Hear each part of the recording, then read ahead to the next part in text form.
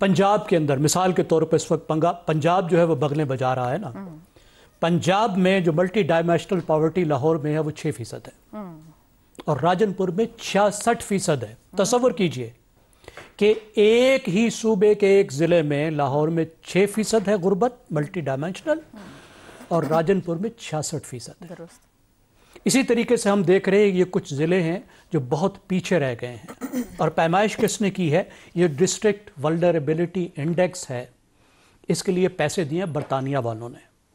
बरतानिया का foreign and Commonwealth office, उससे फंडिंग ली गई है और उसके बाद पॉपुलेशन काउंसिल जो है उसने ये रिसर्च की है। खैर से ये काम भी हम खुद करने जोगे नहीं हैं, 2025 में हमने किया और फॉरेन फंड लेकर किया और तब हमें पता चला कि कौन से ज़िले पीछे रह गए हैं। आपने बताया इसमें हाउसिंग, कम्युनिकेशन, रोज़गार, सेहत, तालीम, डेमोग्राफिक वगैरह इन सब चीज़ों को देखा गया। देखिए हम इन 17 ज़िलों पर बात कर रहे हैं तो अभी इन्हीं को देख लेते हैं तो हमें एक पैटर्न नज़र आता है। 3 इसमें बड़ी बड़ी बातें नज़र आती हैं। ख़ास तौर पे बलूचिस्तान के हवाले से देखिए कि एक मुश्किल जोग्राफिया है वहाँ का, पॉपुलेशन की लो डेंसिटी है, पॉपुलेशन दूर दूर तक फैली हुई है, एग्रीकल्चर कम है, पानी कम है, कारोबार मुश्किल है क्योंकि फासले बहुत ज़्यादा हैं, सड़कें कम है, बनाना मुश्किल है फिर क्योंकि फासले बहुत ज़्यादा हैं। यही चीज़ आपको फाटा में नज़र आती है, कोहिस्तान में नज़र आती है कि इंतहाई मुश्किल जोग्राफिया है, खुश्क साली का यहाँ ख़तरा रहता है और सर्विस डिलीवरी की जो पर यूनिट कास्ट है वो बहुत ज़्यादा। ज़ैगम साहब क़तई कलामी की माजरत, वापस बलोचिस्तान की तरफ आते हैं। आपने कहा मुश्किल जोग्राफिया है, लो डेंसिटी पॉपुलेशन है, सड़कें या इंफ्रास्ट्रक्चर की कमी है। सर ये काम तो 70-75 साल से मौजूद है, बजट भी जा रहा है, लीडर्स भी वादे कर रहे हैं, सब कुछ हो रहा है कि इसको आसान बनाना, क्यों आसान बनाना मुमकिन ना हो सका है 70-75 सालों में? ये कोई नई चीज़ तो नहीं है वहाँ पे जो कुछ भी मौजूद है, साफ पानी तक नहीं दे सकते वहाँ। ये मैंने आपको पहला पॉइंट बताया, आप बिल्कुल ठीक कह रही हैं। दूसरा पॉइंट जो उसमें आपकी बात का जवाब है कि तारीखी तौर पर ये ज़िले अंडर इन्वेस्टमेंट का शिकार रहे हैं, यहाँ पे बहुत कम खर्च किया गया है और जब कोई बड़ी इन्वेस्टमेंट आई है, मिसाल के तौर पर अगर बलूचिस्तान में गैस पर इन्वेस्टमेंट हुई, पोर्ट्स पर इन्वेस्टमेंट हुई, मिनरल्स पर इन्वेस्टमेंट हुई, तो वो इन्वेस्टमेंट आम आदमियों तक नहीं पहुँची, उसके फ़ायदे आम आदमियों को नहीं मिले। जो लोकल सोशल चेंज आनी चाहिए थी वो यहाँ पे नहीं आई। ज़ैगम साहब क़तई कलामी की माज़रत, मेरा सवाल फिर क्यों के साथ है, अंडर इन्वेस्टमेंट क्यों हुई? हम 20 में से 17 अजला की बात करें बलूचिस्तान के, यानी कि अप्रोक्सीमेटली मोर देन 80%। क्यों अंडर इन्वेस्टमेंट रही और क्यों इंसान पर इन्वेस्टमेंट ना हुई वहाँ पर, प्रोजेक्ट पे क्यों?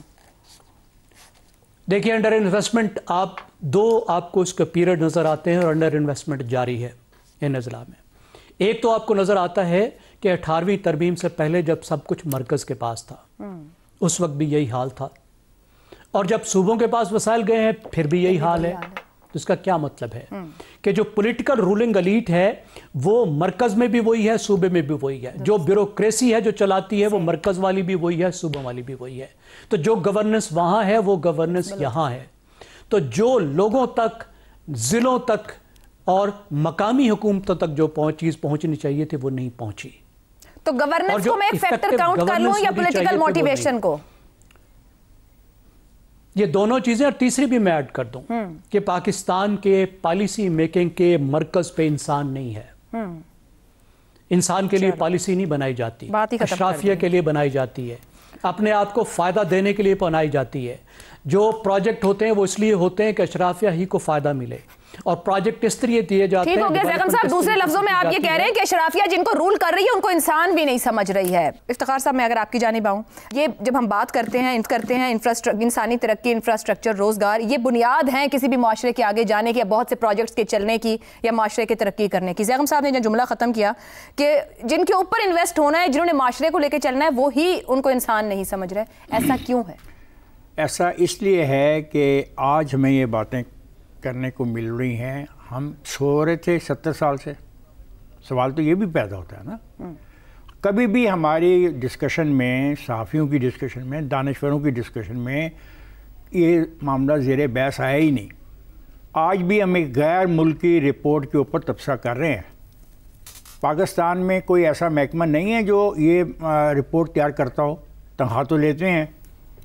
सवाल है कि हमारी तरजीहात ही 11-12 لاکھ لوگوں کے لیے ہیں. پاکستان مجھے لگتا ہے ہی 11-12 لاکھ لوگوں کے لیے. ہم تو خام خواہ ہیں جو باقی ہیں. اب جو بات آپ نے اتنی خوفناک بتائی کہ لاہور میں کیا پوزیشن ہے اور راجن پور کا تذکرہ کیا نا, ڈی جی خان کا آپ نے تذکرہ کیا.